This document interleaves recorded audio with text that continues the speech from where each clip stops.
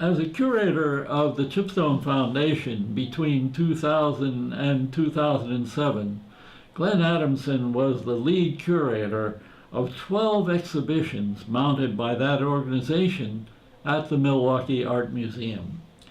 The subject matter exhibited is a testament to Glenn Adamson's wide-ranging interests and knowledge, attributes that he displayed as a member of the curatorial team for wood turning in North America since 1930. The shows that he curated for Chipstone covered ceramics, furniture fakes, chinoiserie, African American studies, artists like Eva Zeisel and Gord Peteron, industrial design and designers, contemporary textile art, and as they always say in ads and advertising, and more. When he left the Chipstone Foundation to take on responsibility for graduate student education at the Victoria and Albert Museum in London, Chipstone staff and board members knew that our loss would be the V&A's gain. Glenn Adams has a rare gift of being able to examine material culture from broad philosophical underpinnings and relate that information to specific subject matter clearly and intelligently. I have huge respect for Glenn's abilities and just wish him well now and in the future.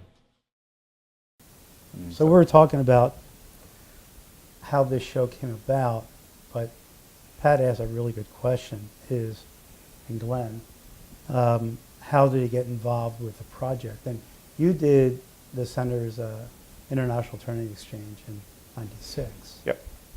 And then you recommended Glenn. So why did you recommend him in '97? Because he was somebody with a deep interest in craft, doing contemporary craft. That's what he came in here to study.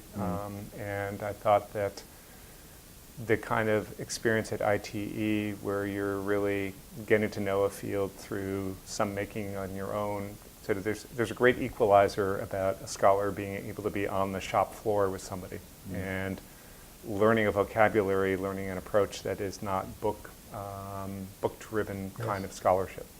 And I thought Glenn had all the other apparatus, and this would be an incredible opportunity for him to delve into it, since your work previous to that had been a little bit more in the ceramic line. Yeah.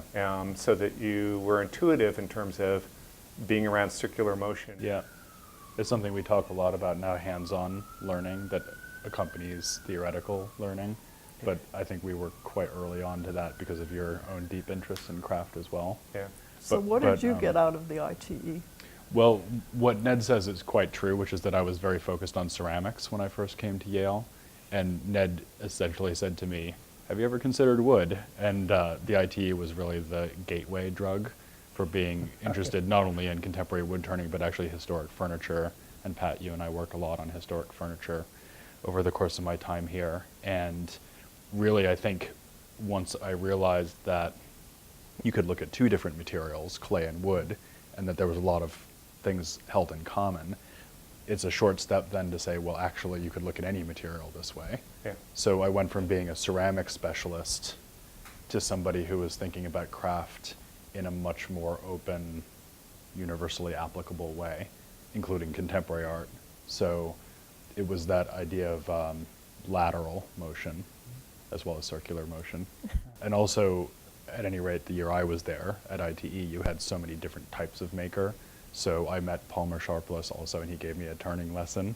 Yep. And that's incredible, basically a production turner that could make spindles. Or industrial arts education, so it gave you insight to what a Exactly. school teacher was doing Right. in the teaching of this particular subject. Right. And then who we else had, was there? so we had Meryl Salin, Oh, who's wow. based in California, who's Yeah. got a very painterly approach. Yes. And she almost was anti-technique in the sense that she scraped rather than cut Yeah. with a gouge. So she was very resistant to the competitive skill that often happens in the turning scene. So I had a great set of conversations with her about that. There was Mark Bishop, who was in from Tasmania, And so he was very interested in natural wood and the extraordinary timbers they have down there. Although on IT, he worked only in black and white. That's right.